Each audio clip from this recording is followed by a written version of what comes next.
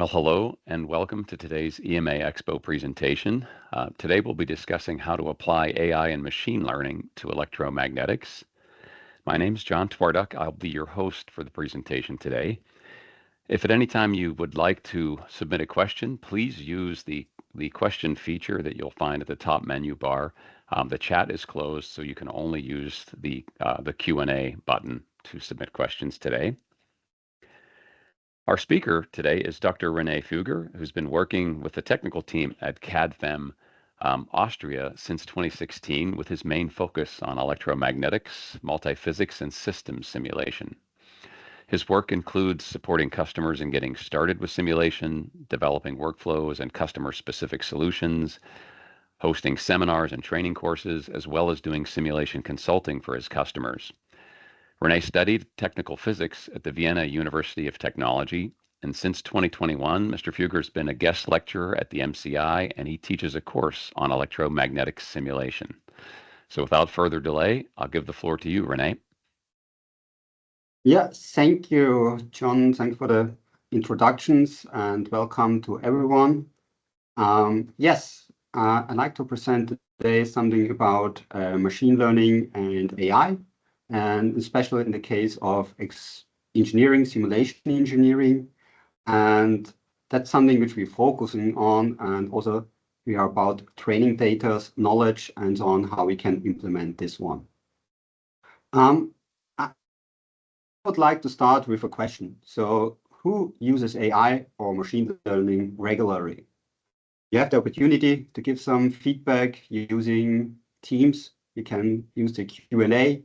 You can put some thumbs up, you can send emojis. If I have any questions, I will try during the presentations to get to you and ask some questions. If I can get a feedback, that would be really great. And yeah, so I will give you some time to get confidential with this one and hope I get in a few minutes some feedback, and I will use this time to introduce CAD/FEM. So what I'm presenting today is not my personal work. There's a team behind it at CAD/FEM, which is working on this topic. And so I also wanted to introduce CAD/FEM. CAD/FEM is an ANSYS channel partner. We are working globally, not everywhere, but in around 30 countries. Over the world, there are more than 600 employees which are working for CAD/FEM.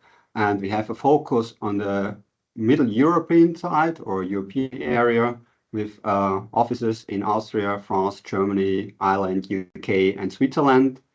Then we have a focus on the India, South Asia area, with offices in Indonesia, in Malaysia, Singapore, Thailand, Vietnam, and India. And we also stakeholder in other ANSYS channel partners, also focusing in the East European part, where we are very close working together with other channel partners, as well as in the US and in Canada.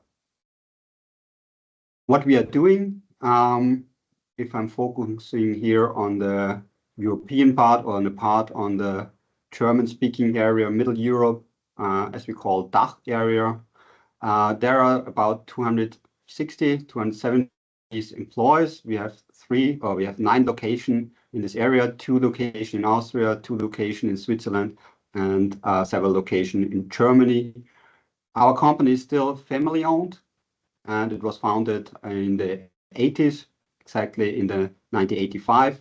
And also since 1985, we're working together with ANSYS.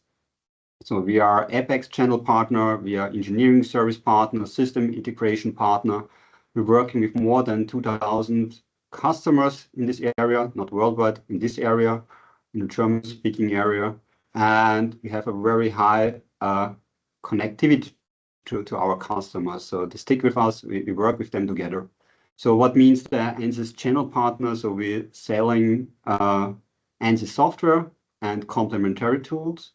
We have our own extensions for the ANSYS tools in several areas. And we're doing the CE optimization. We have hardware solutions. We provide hardware consulting for our customers. And as already mentioned before, we're doing also simulation as a service.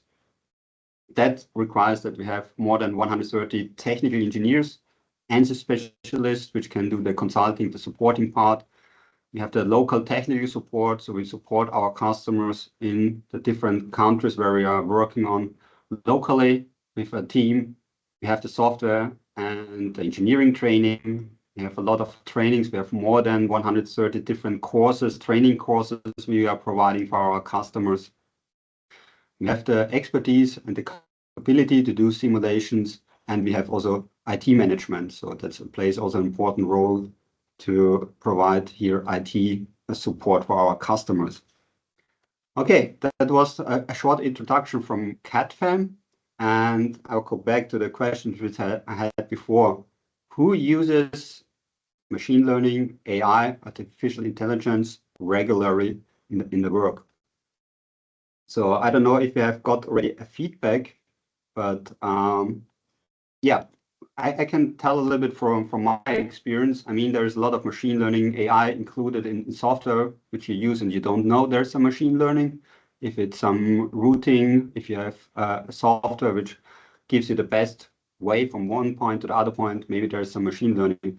But have you used actively, like if you use ChatGPT for as an example, to use it for creating some text, some abstracts? Yeah, so there is already a lot of this machine learning and AI in our world, and I think we use it quite often. So maybe you ask yourself, when you have you worked with this one? When we're talking about machine learning, we have to understand some basics. It's already shown here in the title, or in the title of my presentation. I use AI and machine learning, but I use it separately. So why I'm using this one? So when we're talking about artificial intelligence, AI, that's a technique which allows the computer to imitate human behavior. So that's something like the over part, or it's the part which includes a lot of different things. And it's maybe what we have on now on machine learning, on AI, or what we are using. Most of them is only machine learning. It's not artificial intelligence. Yeah, but because machine learning is a part of artificial intelligence, it's displayed, or it sounds better if you use artificial intelligence. So what's the difference between these two? In artificial intelligence, you have to make your own decisions at some point. You have to make tests. You have to be learning also by your own experience. In machine learning, we learning from data, learning from already existing informations. We can use this one to sort it, to understand it, to put it together, to put it in combinations, and we're learning from this data. And machine learning is a method to learn this one, and that increases our experience. Something which we also see sometimes in conversations when we're talking about this one is deep learning.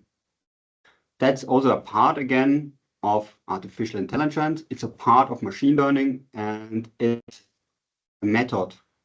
It depends on neural networks, as we will see also later, and it allows to calculate multiple layers to process your data. That all together is capsuled in artificial intelligence.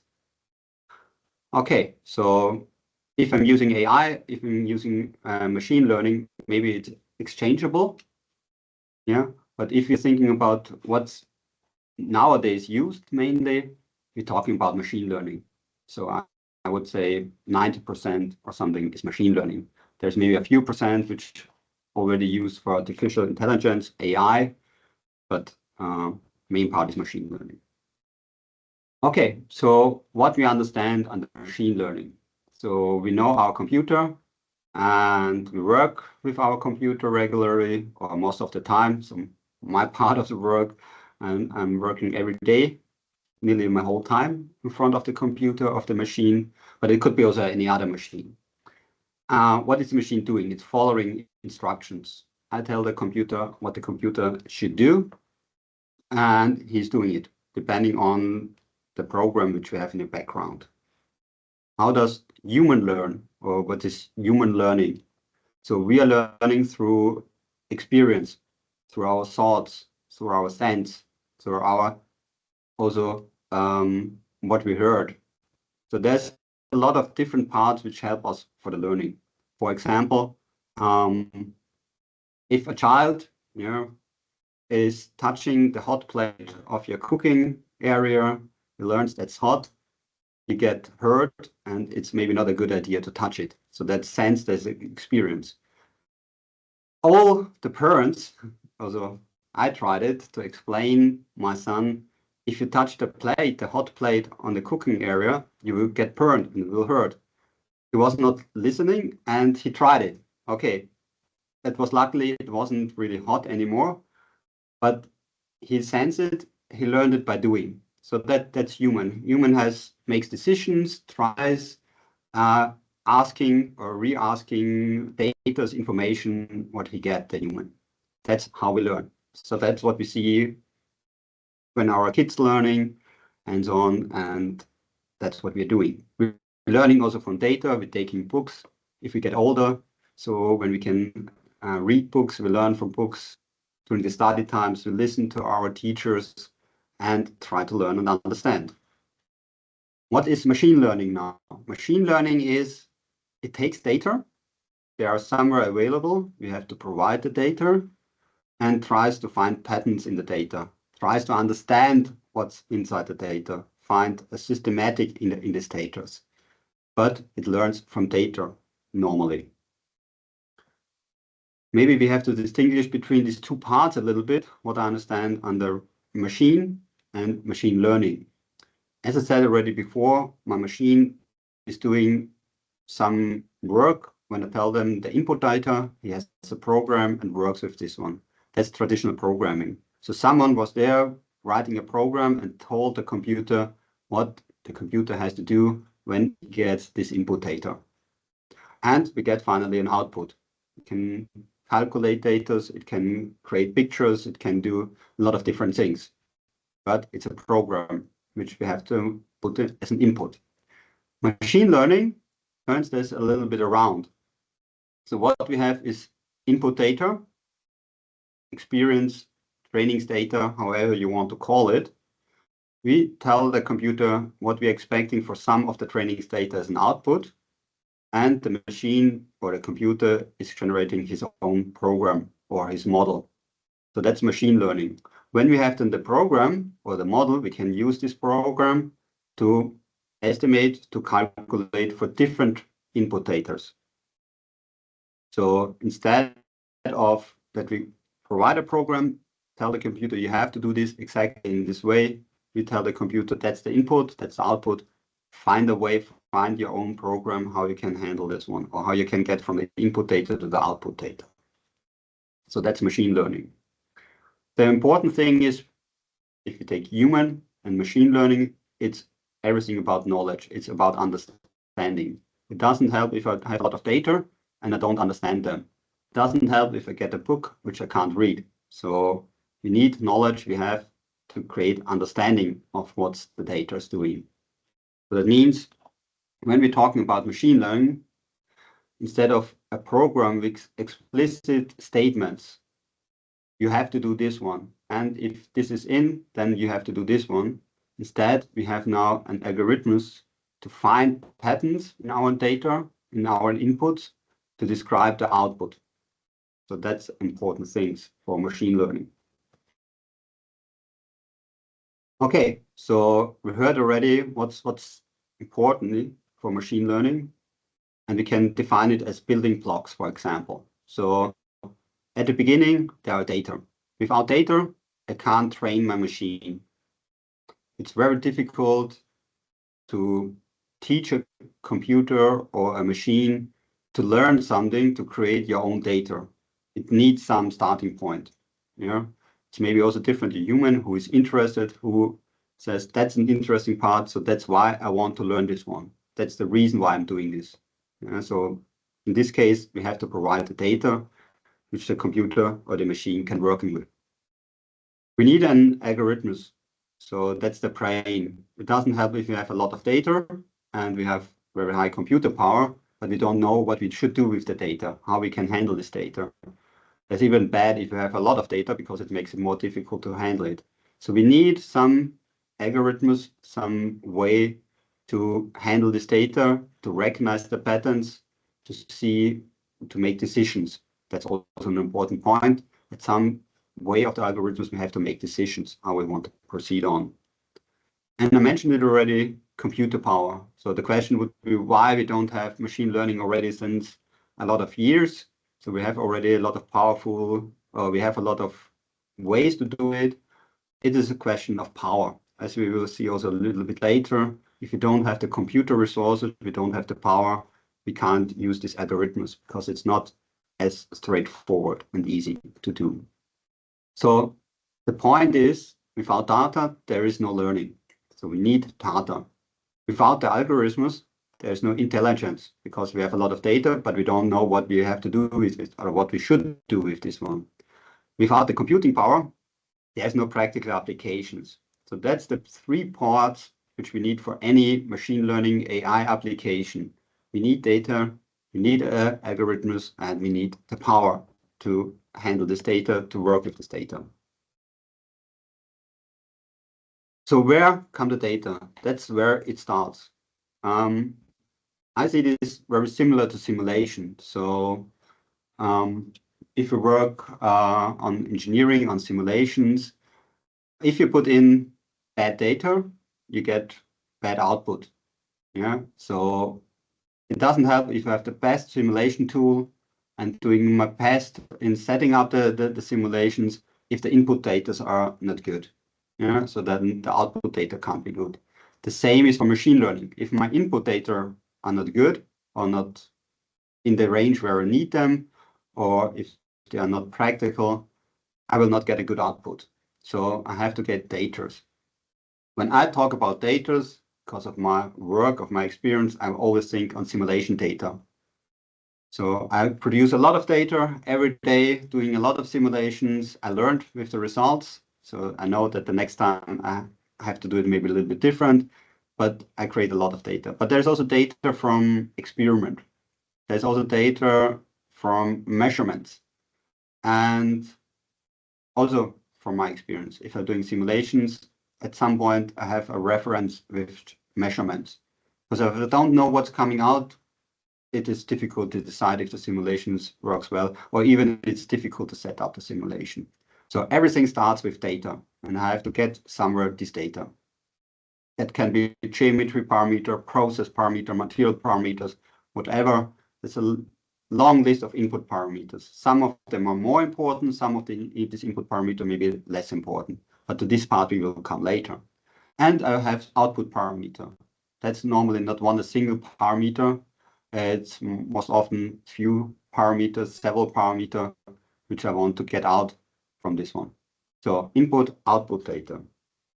I mentioned already, I'm working a lot with simulation data. And afterwards, after I did my simulations, I compared maybe with measurement data. Or if the results are not plausible of my results, I'm using analytical equations to see if that what comes out is in the expected range. Maybe it was too high, maybe it was too low, but I want to compare it somehow. So my question is also to your side is, do you work in the field of simulations? Do you use mixed data? That means you compare simulation measurements, analytical data, and try to fit the results together. So I think that's an important point that you think about where you get the data, how good your data is, how you can use data from different supplies. So that's also an important thing.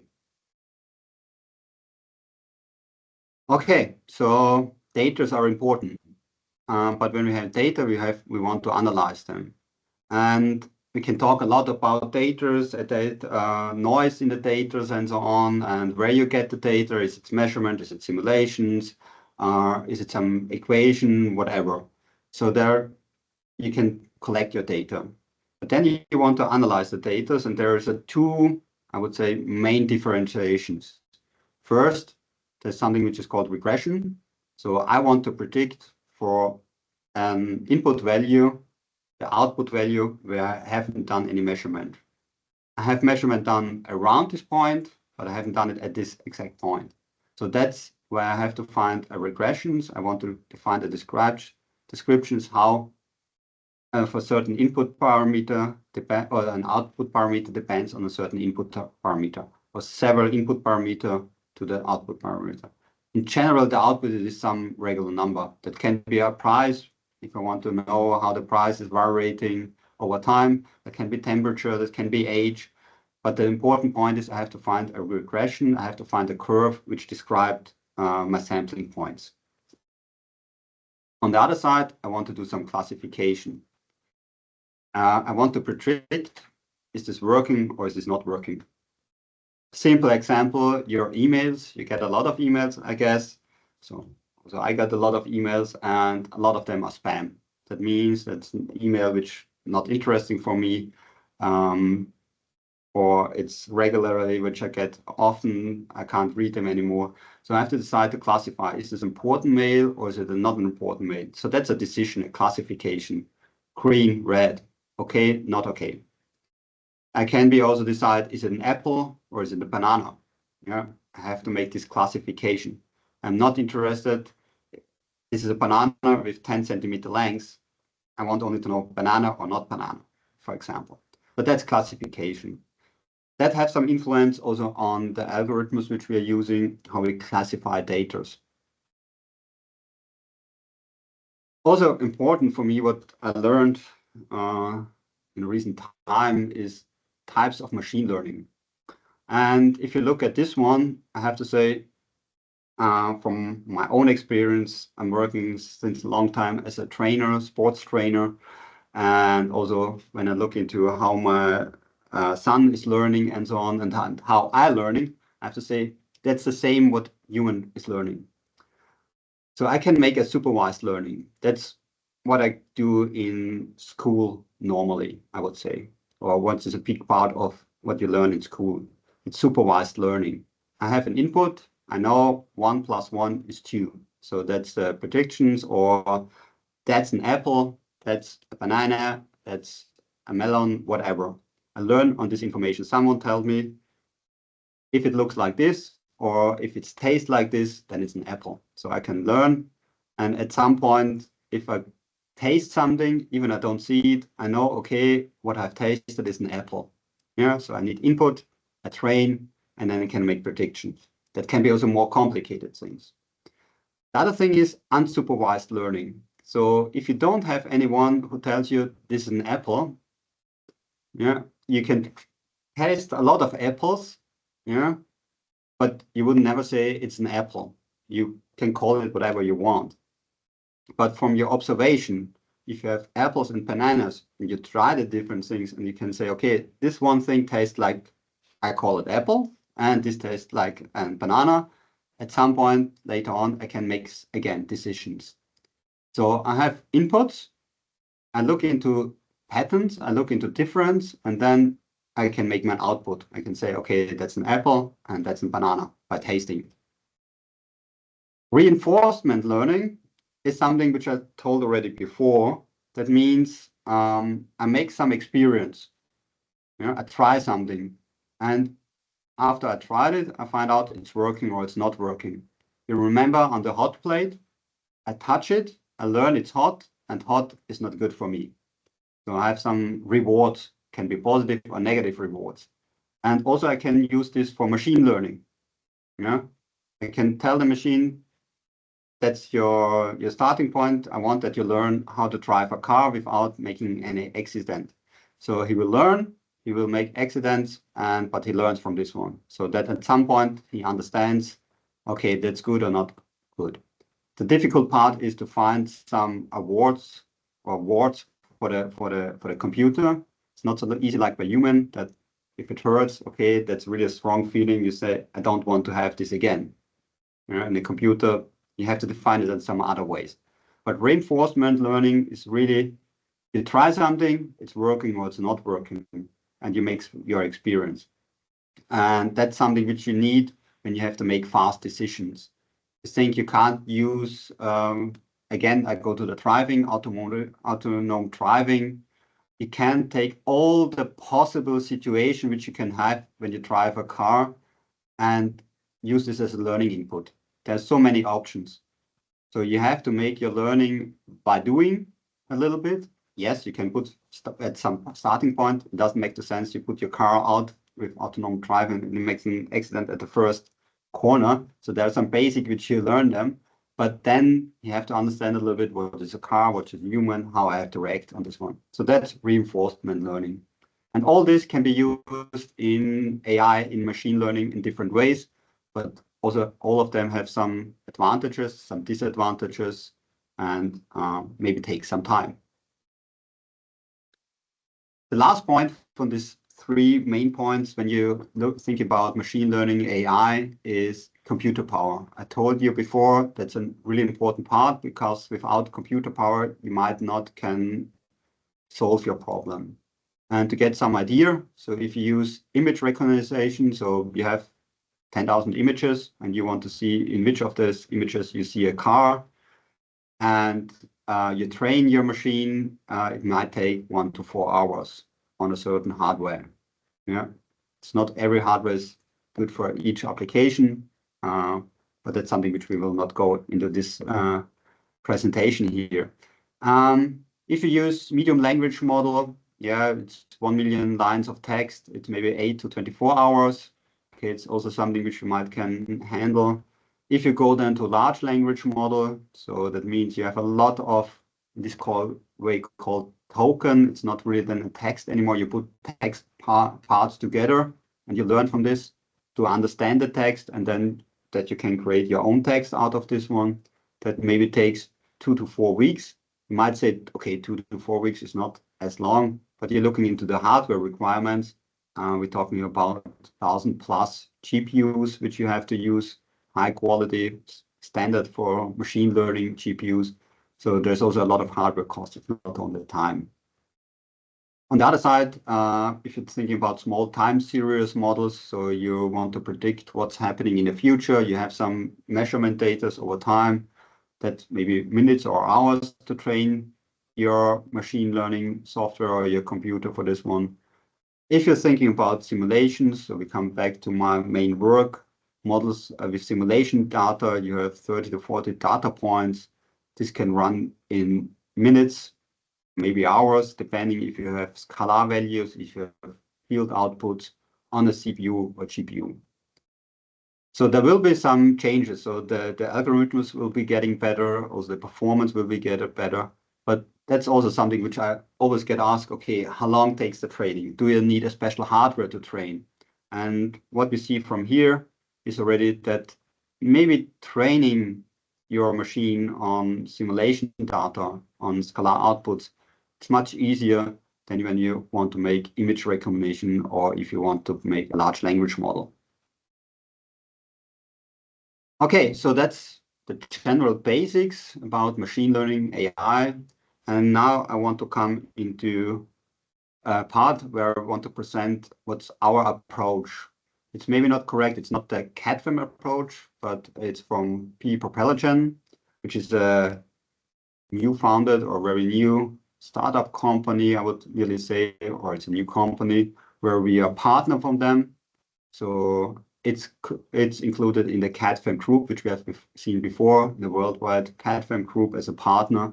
So that's an approach, or they developed a method which is specific for simulation data in the application of physical applications and algorithms which have his advantages.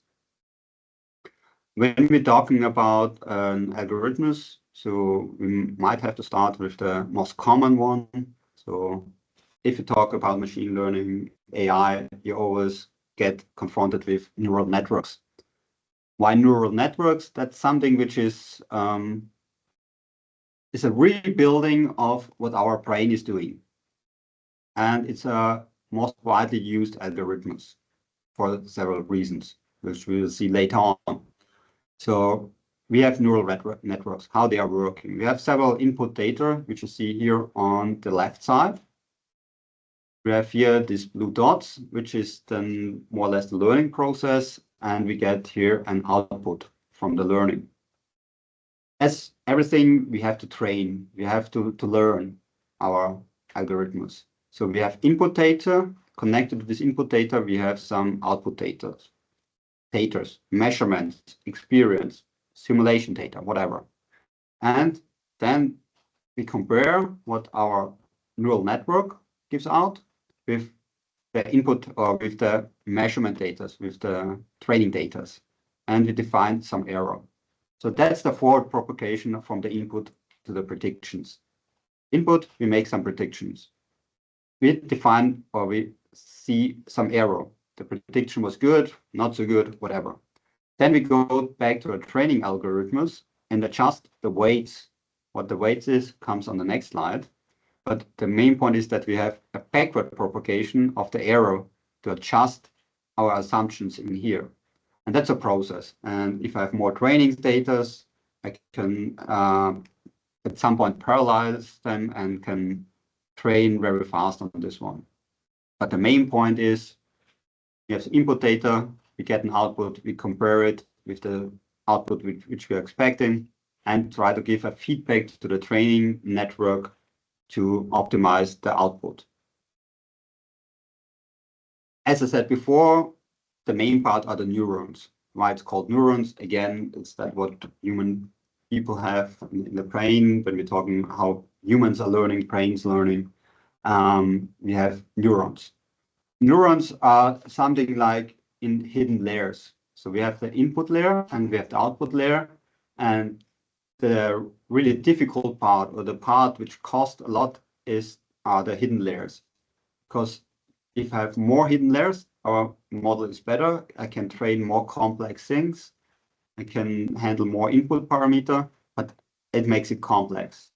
And in each of this one, I have some mathematical methods. I have calculation which I have to fulfill to find or to understand input, output parameter, how they relate to each other. And there I have these weights. That's a free parameter. And if I do any optimization and I have a free parameter, I have to adjust this one. That each training algorithms, I can learn them, I can adjust them a little bit and try to get a better fit with the expectation. That's normally in a kind of linear regression, but now to get also non-linear behaviors, I have also an activation functions, which is again an additional parameter in my optimization or in my learning process, which is a non-linear functions. So because not everything, or there's a lot of things which I can't describe by a linear creation. So I need also the non-linearity in my system. So that neural networks. So there's a lot of trainings on this one. There's a lot of papers and publication books on this one, how you can learn how we can use neural networks. And the main part is for this one, why it's coming up recently or the last years, because I need a lot of computation power for this one. The advantage for neural networks are they are fast training and infinite scalable. I can use really, really big data. It's only a question of computer resources, time, but I can really make very large networks. I can do as well regression as classification models. So image recommendation or decisions, yes, no, as well as to find the fit curves to get output data on not measured data. It's used in speech recognition, imaging, video recognition. All these parts work very well with neural networks. What's the disadvantage for this one? I need a lot of data. So why is it strong in speech, image, video recognition? Because there's a lot of data in the internet. You can find a lot of data for this one where you can learn from, and that makes it ideal for neural networks. Even I need high hardware requirements. I can have one disadvantage because I'm using a lot of data. I can get something like overfitting because I have a lot of trainings parameter, and you can think about if you have a lot of parameters which I can make small changes. At some point, I make with one changes in one part, I can influence other parts. So then it's not any learning anymore. There's already a connection between this one. And that can fit to an overfitting of the problem. Most of them are not probabilistic models. What that means, I come later on, but nowadays also they are included into the neural networks. So it's half of a disadvantage, but anyway, it makes it the neural networks also more expensive. And I mentioned already before, if you think you have a lot of hidden layers, a lot of neurons, you have a lot of parameters where you have optimization. So if you start to build some machine learning software for this one, you have a lot of hyperparameters which you have to adjust. So that means even if you have your machine learning algorithms, at some point, if you change a little bit of these parameters, how it learns of the optimization or something, maybe it fails. So you need a lot of experience for this one. Let's think on another process, which is the Gaussian process, which is maybe also more familiar for people which doing experiment simulations where you get measurement data. See here on the left side, X, Y curve, so it's a 2D plot, and I have sample results. Whatever X is, it's the input, Y is the output, and the question is, can I fit the curve into this data? So as a human, if you have some experience, you could think, okay, that looks for me like a sinus wave. I would fit something like this in. But in general, there's a lot of possibilities. There's a lot of functions which would fit to these points, because that can be a square functions, steps which I put it in. It can be a sinus, as I said before, but it can be also that there's a variation, only there's a noise on the signal, and I can fit in a line for this one, for example. So there are a lot of possibilities, and which one is now the most likely one? So if I do the experiment, I would say, okay, I have to make a test here, I have to make a test here, and then I can adjust it a little bit that maybe some of the curves are not fitting to this one or so on. But I need more data. On the other side, what happens if I take these sampling parameters and give them a distribution? Because I know that what I have sampled here, the point here, they can have only a certain deviation in the system. So there's a probability that we are in this range. And if I take a few of the sample points and put typical a Gauss curve or something like on this one, I can reduce the number of possible functions. So what we had before, a lot of different possibilities. Now we get a less number of possible functions. So that's very important for the Gauss process. And the other thing is, from this one, I can also guess or get an information how likely this curve will fit. So especially if I look at this red curve, so that would be fit, but I'm here I have already a very low probability that it will be this curve, because the Gauss variations is here very small. So that's the Gauss process, to find a curve which fits into this one. So again, question to you, maybe you ask yourself, how often get you asked how confident with your results? It doesn't have to be machine learning. It's maybe simulation, it's maybe measurement. If I'm thinking back on my study time and I did measurements and my professor asked me, okay, how good or what do you think is this data, the measurement results, how good they are? Do you think there's any problem in the data? There's a variation inside? How comfortable are you with your results? The same is simulation. If I'm doing simulation, the question is always, okay, how comfortable with this one?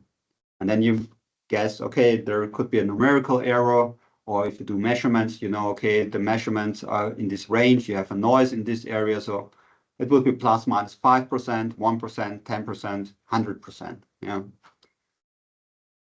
That's what you can do with probabilistic models, which we have seen before for the Gauss process. So the output, the key feature for this one is I get also information on the uncertainty of the prospect. Instead of a single value, I get a range of value. For example, a simple task. If you want to know the size of a child when it's 10 years old, So there are some equations you can put in, and that give you a value. If you have a child which is 10 years old, it's 160 centimeter height or 140 centimeter height. That's a single value which is predicted by an averaging over the data, from measurements from the data which you have.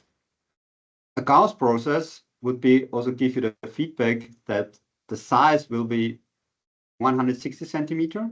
So if the output was 160 centimeter before, plus it tells you also it can be plus minus 15 centimeter. And in this range, we are to 90% sure that a child with 10 years will be in this range.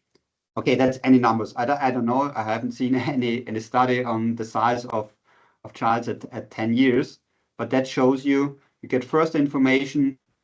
That's the average value, or that's the middle value. And most likely it will be plus minus 50% with 90% probability. So, and that's something which I can work with on. Yeah. And that's the specific on the probabilistic models, which we use in our software here. For sure, there are some questions which a use of probability distribution you use there makes difference. That's again mathematics, which is the most likely one, which is the most powerful, depending on your data and so on. We can also include inference or involve computer distribution into this one. We can calculate the likelihood of a function, yeah, for example. And we can learn from data, and we can also use noisy data, because every noisy data have also a probability of a range of how big they are, and we can use this for the machine learning.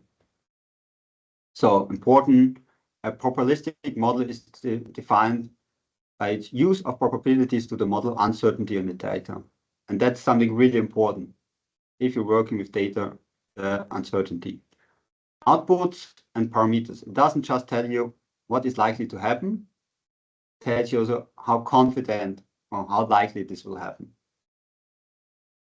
So that's the Gauss process. The advantage is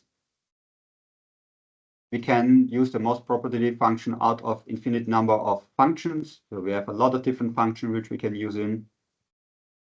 It works quite well with lower number of data. So I don't need this huge amount of data. I said before, image recognition, or if you use text text learning, you have a lot of data which you use for the learning, that it's working well. If you have the data, it's good, cost time, but normally simulation measurement data are not so much available.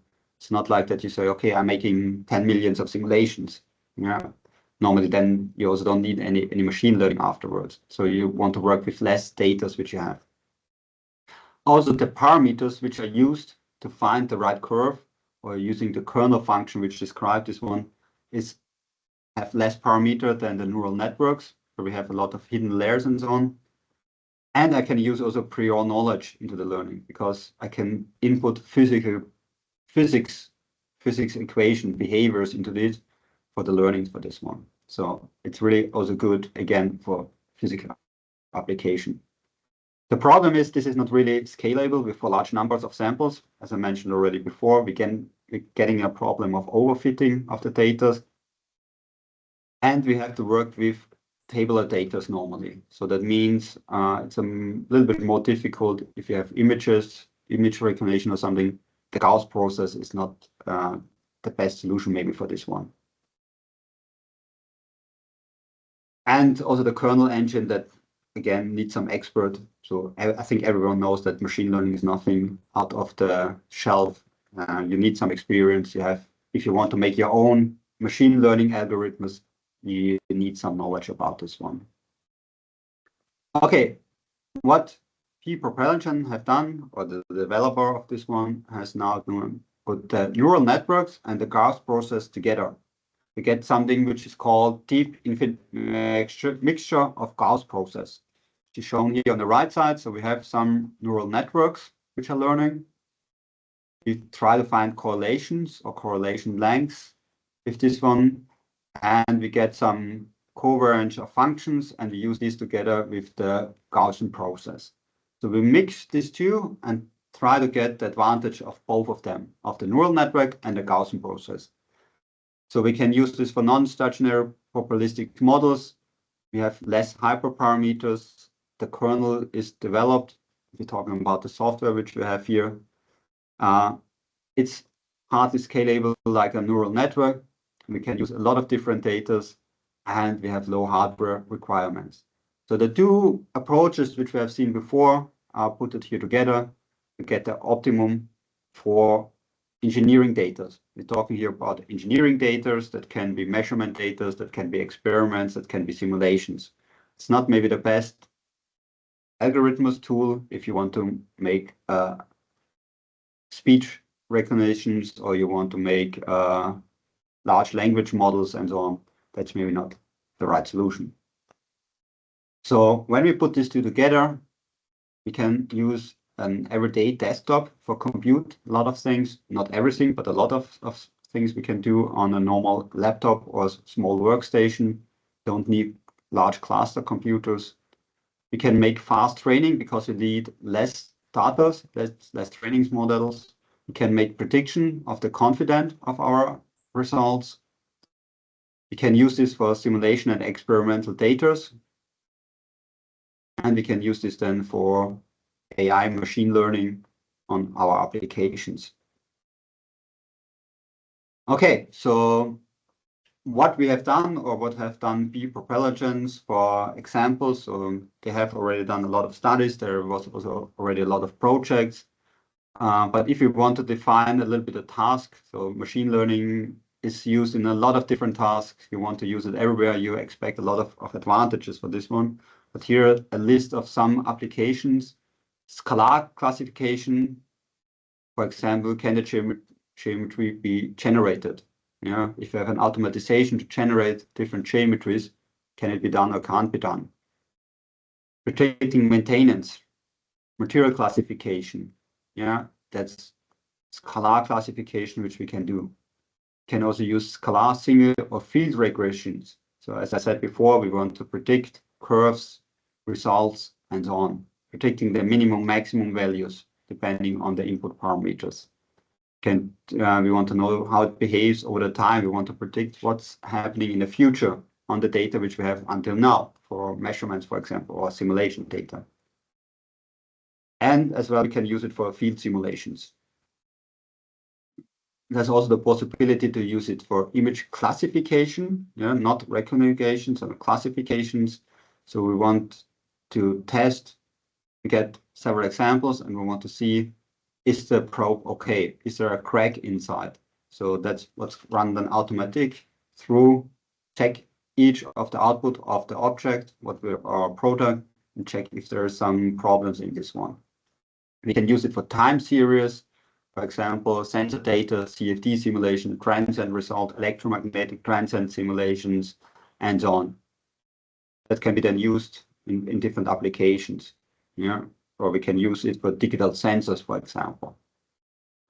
And especially for me or for the part of simulations, can use this also for simulation data. One could be predicting scalar signals or fields of some simulations. I have here some holder or something which is mounted somewhere, and I want to predict the maximum stress, for example. And then I can use the geometry inputs, for example, STL files, to predict for a different design what will be the maximum stress. The point is here, we have the same size of input data to the output data. So the mesh is not changing when you do simulation. You need always the same mesh to make the predictions. It's not allowed that the geometry is changing and we get a completely different mesh. If we have really thinking about simulation, finite element methods, CFD methods, or other methods, and we want to learn on this simulation data, on the field simulation data, we're talking about node data. This also allows to change the geometry, to have different number of nodes in the simulations, and we can predict what's happening or would be the results if you change something on the geometry as well as on scalar parameter that can be combined. I would say that's the highest class of simulation or machine learning if you want to learn on field data. Okay, so we have discussed general AI machine learning, what we mean with this one. We talked a little bit about data, computing power, algorithms which we need. I've introduced DIMP, or deep infinite mixture of Gauss processions, this method algorithms. And now I want to show you a little bit what CAD/CAM did with this one in digital engineering. So if we approach customers or in customer discussions, in meetings or whatever, when we're talking about machine learning, there's a lot of expectations into this one, that we can use machine learning, AI, in our fields to make faster, more precise analysis, more analysis as than before. So the question, again, also on you, where should we use AI machine learning? I found it very interesting when I talked with someone and asked, okay, we have machine learning, we have an algorithms for this one, which we use also for simulation data. What your expectations on this one? And the first answer was AI and machine learning can do what humans can't not do or can't do. So the expectation was here something like, okay, I want to do the simulation. I couldn't do it until now because I don't have the input data or the software can't do it. Now machine learning can do it. No, it's still, as I said before, I need the data as an input.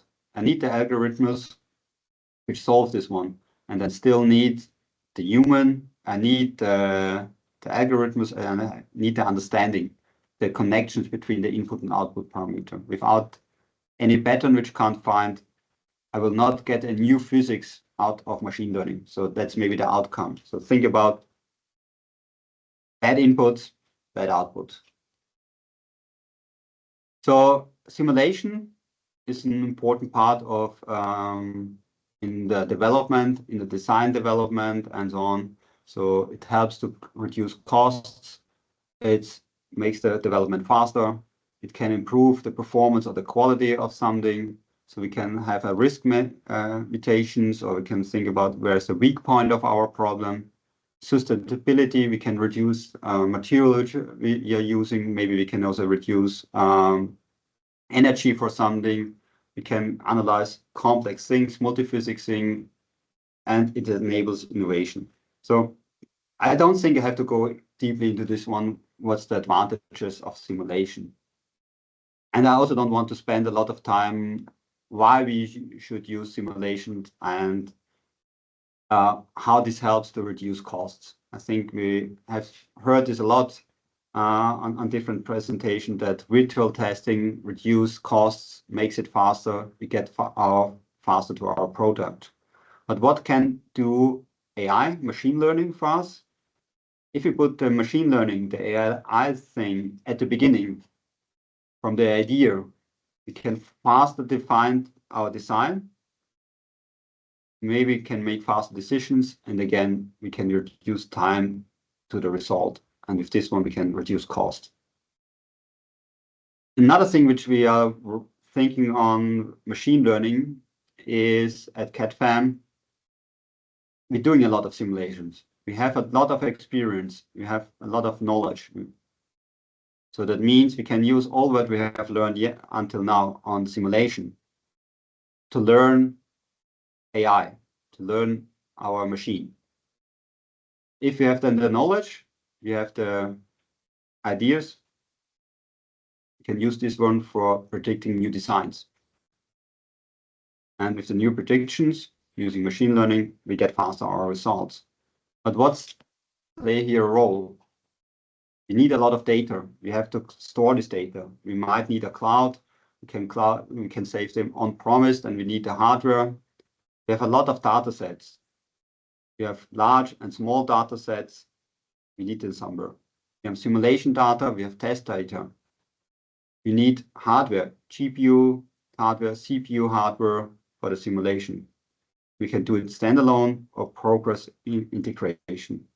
So all that we have already the experience. It's not in the internet. It's data which we have experience on simulations can we use for the machine learning.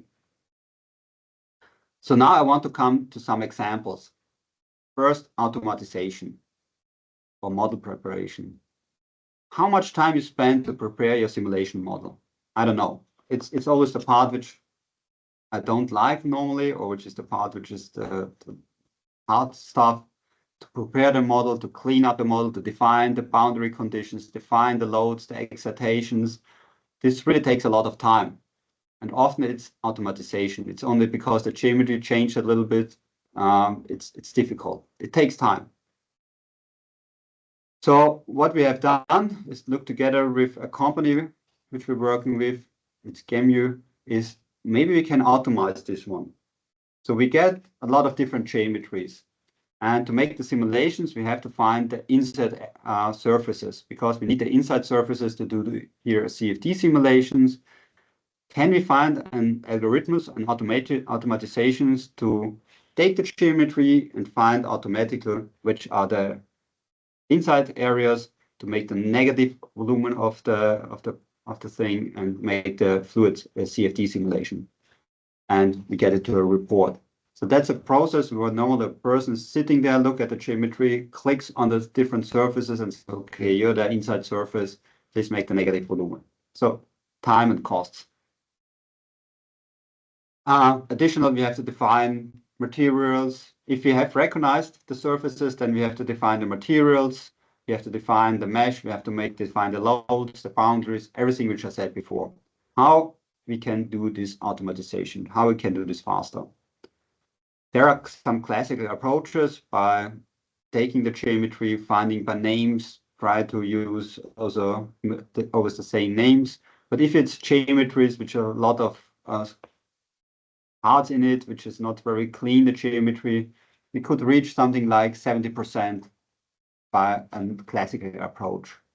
70% is not bad, but that means if you want to replace now the person which have to do it manually, which have to do always the same thing, which more or less automatization, and you get only 70%, there's still 30% which is not detected. It's not a good value. You still need a person which have to look at this one afterwards. We use now our machine learning approach, our software, and you use this one to train to automatically find these inner surfaces. And we reached something like 99.7%. There's only 0.3% which was not detected, where we had problems with the geometry. And that makes a big difference, because if I'm at 99%, 98%, there's only maybe 2% which is not detected. And if I make several simulations, I can filter out this one. It has not much influence on the learning.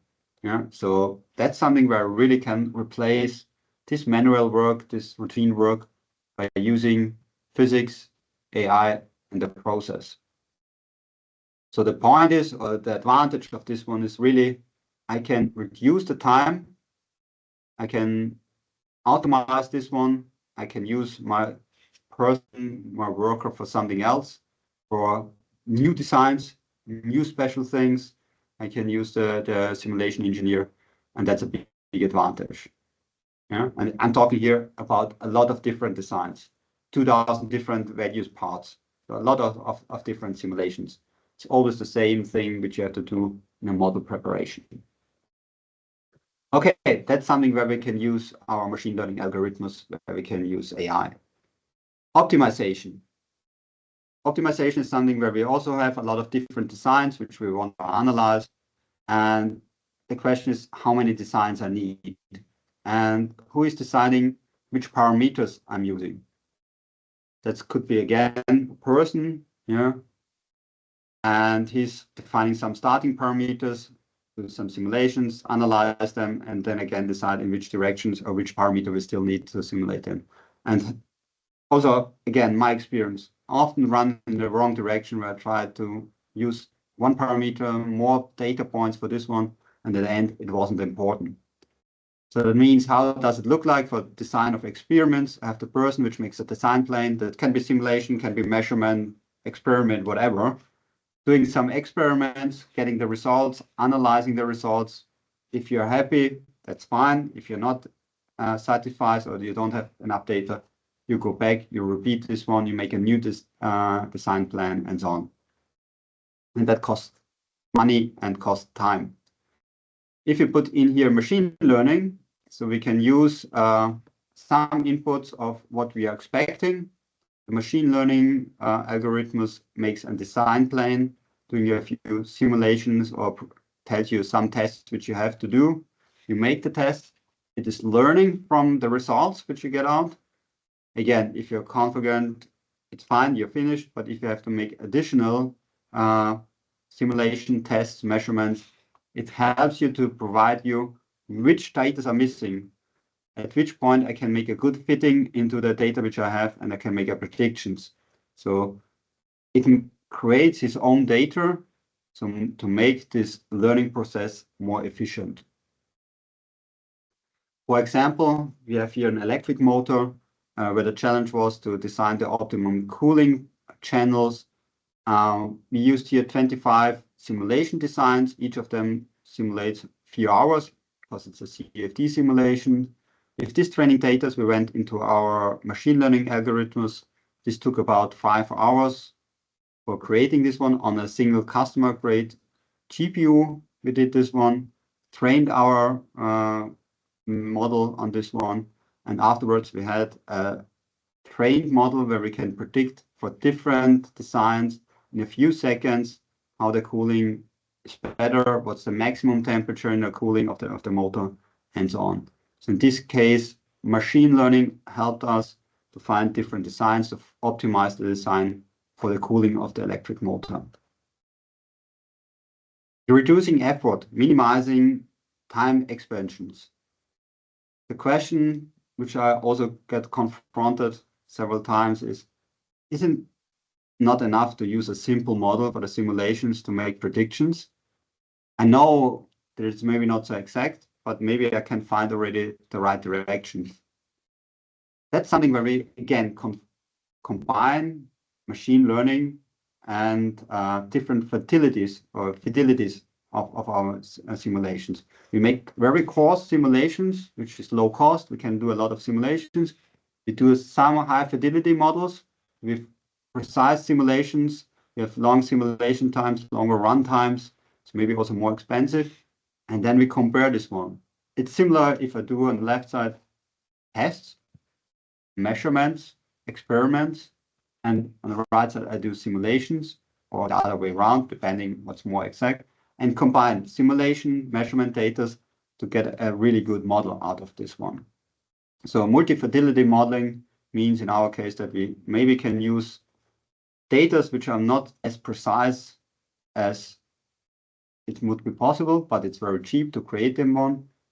And we learn our machine with high fidelity, low fidelity data. We get more data we can use and train on this one. For example, acoustic radiation simulations, they are normally really expensive. If you want to do a full simulations with fluid around it, they're very expensive, cost expensive, and take very long time. But there's also a possibility to predict the speed on the surface of the metal surface. For example, this one was a metal surface. I can calculate very fast the acceleration on the surface, and I can use this one to make some predictions. And if I combine this only calculating the solid part without the fluid part and doing some high fidelity simulations using also the air around, I can make a simulation, a predictions model depending on these two low fidelity and high fidelity results. You can see here the mesh, it's very rough mesh to a few with a very high mesh. There's some difference if I take the same geometry, but I can also predict how good the results, which Gaussian deviations I have into this one. And with this one, I can get faster to my results to a really good model by using different quality or exactness of the simulations or measurement data. That's also a benefit. I don't think I have to say much about surrogate models, digital twins. So how we can create a surrogate model which describes my complex problem. We can use machine learning for this one. I have machine learning, I have data, and I don't have to know before what's the behavior of the model, because the machine learning can do linear models, non-linear models, It learns on experiments, learning on the digital twin. So it's a continuous process of improving the machine learning. Next thing, process monitoring or maintenance. Can we see if something is changing?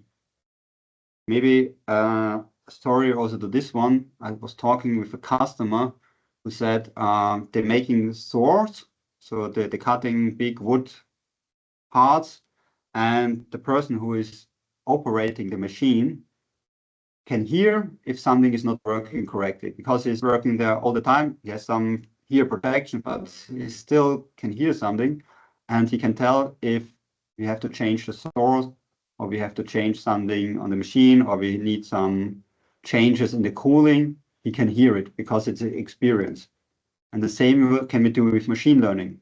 We sensor data, measurement data that can be vibration, that can be noise, that can be electrical data, and we try to detect when the behavior of the system is changing. If the magnitude is changing or something, so we can train our machine learning model on this one and can predict if something is changing. We make observation.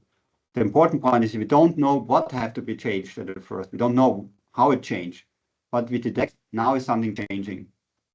And I think everyone has already experienced maybe when he drives his cars and also feels, okay, now it sounds a little bit different. Something is not correct. And then you go to your car repairing shop and say, okay, there's some noise which is not normal. Can you have a look? What's the problem? Same what can do machine learning. We can use it for routine work or simulation for everyone. If you have already a design and you want to know what's happening if you change the design. So here's an example where we used EMC Plus to simulate the shielding effectiveness of a housing. So we have some basic housing, some size, some outer diameters, and we want to know how we have to adjust the air slots in it, how we can which position which we can take, which height, and width we can use to have still a certain shielding. So we have to stay under the shielding limits in this case. Also, we can have a model where we say, oh, we don't have any parameters. It can look however you want, and we can generate different designs. It's a non-parameterized model, which we can then use to predict how the shielding effectiveness is. So in the context of electromagnetic compatibility, shielding effectiveness is which we want to know how we can design the housing to have this high shielding protections. I have to say, we are still working on the non-parameterized models that we use geometry inputs to predict the shielding effectiveness. So unfortunately, I can't present it here today, but it's still something which I hope we can present in the future at one or the other point. So what we have done, we have parameterized our model. We have used Python to automate the simulation workflow, and we use also Python, or we use a random system to create a lot of different designs. So that's not something that someone is sitting there and do this one. It's a random designs. We get a lot of training data, and we use these training data to learn our machine learning tool and then to predict new designs. So what we see here is our predictions. We have then the frequency on the lower part. We have the shielding effectiveness on the left side. The blue curve is the mean value, and the light blue thing, which we see here, is the part of the Gaussian variation, which we have seen before. So that means we have a certain predictions, and if you take the uncertainty into our model, then we still stay in somewhere inside of this light blue part. You can see, depending on the design which we have, it's more exact. We have still less uncertainties. In some models, we have some higher uncertainties. But the aim is not to predict exactly what will be the shielding effect for each frequency. It's more like to get an idea, we stay under the value which we should stay, or we are above the value, and so on. And we use also this result for more training data. So we use the machine learning itself to also say, okay, I need more data in this area. I need more data on this design. It creates the design, doing a simulation again, and improves the results. Such a tool is always important how it can be used, how easy it can be used. I have here an interface where I can use a web interface, for example, to make here changes. You see the housing, which we have seen before. I can choose the rotation, I can choose the offset, I can design how many slots I want to have, and can create the housing. In this case, as you can see also in the picture, I create a design which is not valid, because it doesn't fit into it. So I change the parameter again. Now it's fine. I can show where the probe is. I put it in the middle of the center. I can show where the source is in this tool. So I don't have to need any experience with machine learning. I don't need any experience with simulations. I can have a look at this one, at someone else who prepared this model. And now I can make the shielding calculations. I show the confidential value as well as the variation which I can have. And as we see, depending on the design, on what we have learned on, the uncertainty can be a certain value. So that's a very simple interface where I mean, okay, simulation for everyone or simulation for results for everyone. Everyone can use this one. Yes, you have to set it up, you have to learn your system, and then you can make your predictions. Okay, I'm nearly on the end of my presentation. I want to give you a short outlook on something which we are working on, something which is Propulsion is working. How looks a process if you have to do a simulation or you want to do an optimization of your design? Someone, maybe your boss, tells you, please make some simulations, optimize the tool that we get this and this value, and yeah, also look into the variations, look into the probabilities and so on. So someone is sitting in front of the computer, takes the geometry, makes simulations, adjusts the geometry, and so on.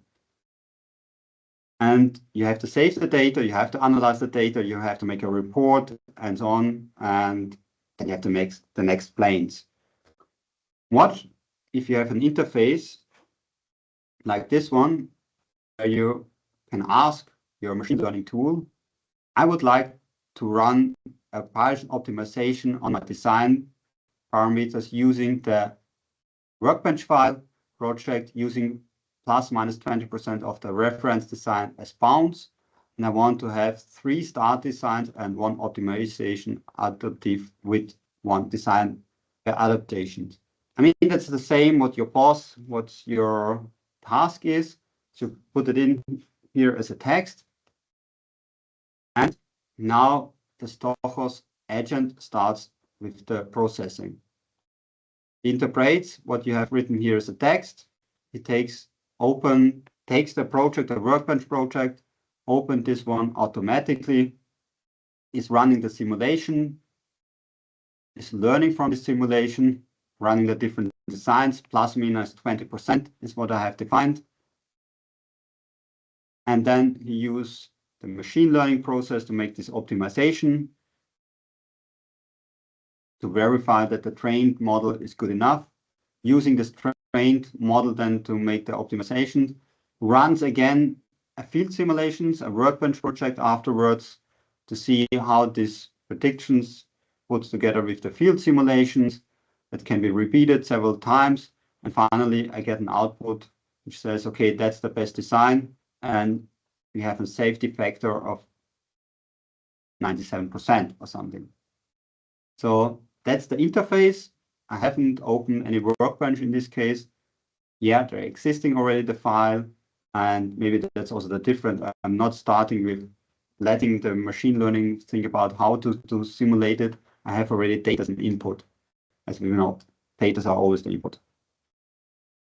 Afterwards, I can then use this Excel file, the output data, also to run, to make the further optimizations, to create a report, to automatically create a report. So I ask again the machine learning tool, train. In this case, DIMP-GP is part of the Stochos software or the deep infinite mixture of Gaussian process. So the software which we're using here is called Stochos.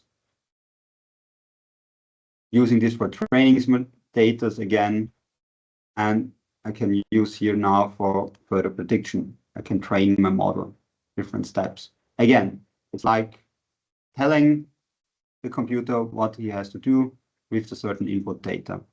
That's something which we think could be the future. So I can communicate, I can set up the simulations, I get the results out of this one, and without any manual work to set up the simulation. In this point, okay, at the beginning I have to do it once. That leads me to the summary, takes away AI and machine learning. And machine learning supports the engineering task, is increasing the efficiency. AI and machine learning must still, I think, continue to be monitored and reviewed. It's like every simulation, every measurement. If I don't check the results and do plausibility, it's maybe difficult. And also AI and machine learning are part of the future of simulations. I think there will be, in any simulation, there will be some machine learning, AI included, which makes it then better predictions. And it's applicable for something which is repeatedly done. So it doesn't help at a single task to use the machine learning. It has to be something which has to be repeated. So AI and machine learning are something similar. If you have nonsense as an input, you get nonsense as an output. So that's maybe something also which I want to take or give you away. So it's not working without human, but it helps human. Okay, thank you for your attention. On the end of my presentation, I hope I could give you a lot of insights into machine learning in regard to simulations, how it can be used, where we use it already. And yeah, if you have any questions, I'm now ready, or I'm waiting for your questions. Well, thank you very much, Rene. Appreciate it. And there are a few questions, so I will read them to you if I can. Is there a difference between machine learning algorithms depending on the application? Yeah, I think that's an important point. It's not every algorithm can be used for training for certain data. So if you train on text, for example, you have to use a different approach for the machine learning if you learn on numerical input data on tables. So because we have now a lot of machine learning in our surrounding, it doesn't mean that we can use the same method, the same algorithms for a different application. So we still have to think on the applications, what's our input data. And there will be, I think there will be in the future different methods, as one I have shown today, and there will be coming up other methods, algorithms for the machine learning, which have their advantage or disadvantage for certain points. All right, thank you. Another question. Is compute power, is that the ultimate limitation for artificial intelligence? That's something which we see when we talk with customers, because what you read in the news or updates, or if you want to train on large language models and so on, you might know that NVIDIA graphic cards, the price goes up because everyone needs them now for machine learning and AI. So yeah, computer power is some point, but if you use intelligent mathematics, if you use different process, it's not always computer power.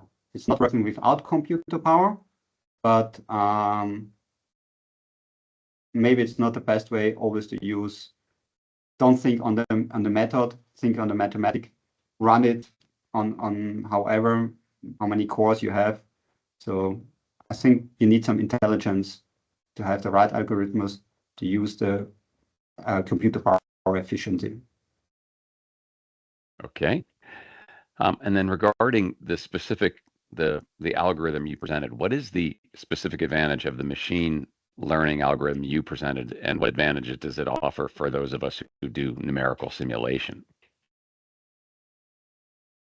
Yeah, I think I pointed it out that when you do simulations, you're always already in the field that you have to make some prediction how good your simulations are. And I have an example where we did CFD simulation on a car to predict what's the resistance and how the air flows around the car goes. And then we learned our machine learning system on this one, and we made predictions, and we found out that we had at some point a big difference between these two. So the prediction at some point was very low. And we asked, why is this one? And we did more models and we trained on more data, and it didn't get better. And at some point, we found out that there's a problem in the CFD model. There was some setting which was not chosen correctly. So the machine learning could identify this one and said, okay, that doesn't fit with the CFD simulation, but the problem was the input data or the setup of the simulation.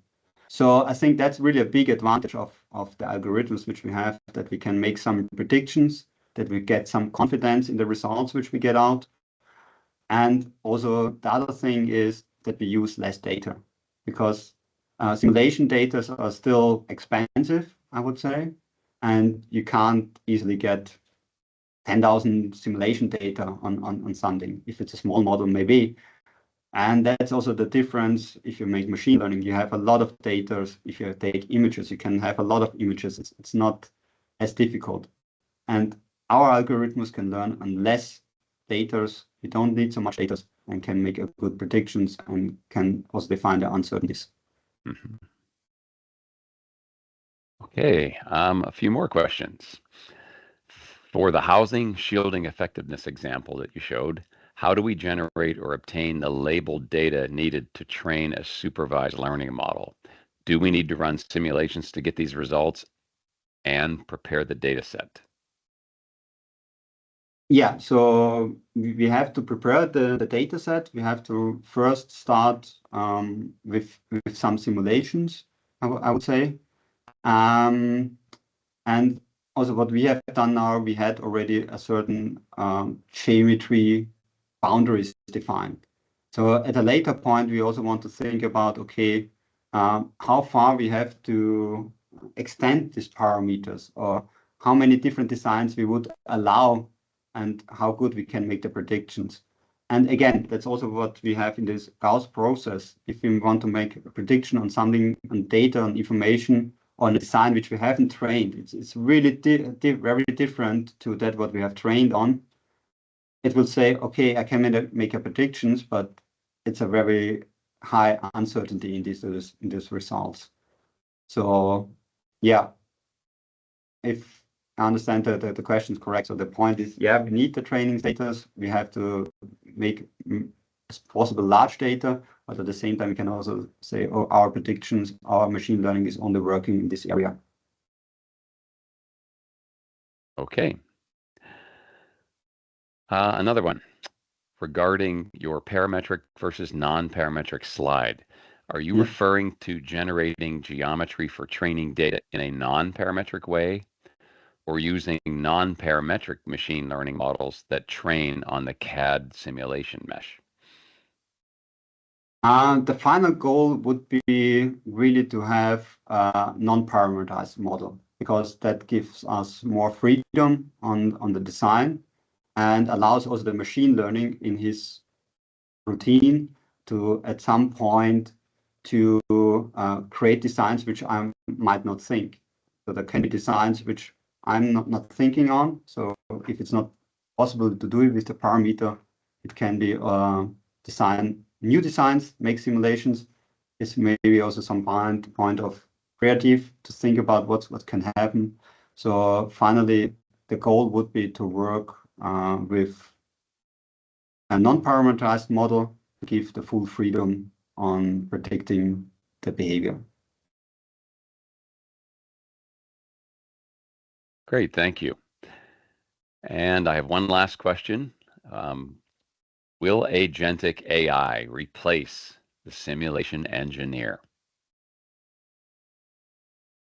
That's a good question. So in general, if you look at this one, or that's what when I see this one, or the first time when I saw this one, I thought, okay, it's in general the part of my work which I'm doing. So maybe I'm done, not needed anymore.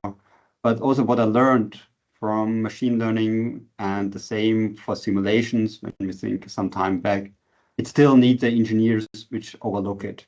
In my opinion, we still some part away that the machine can do this by itself, all the things without someone is looking over it.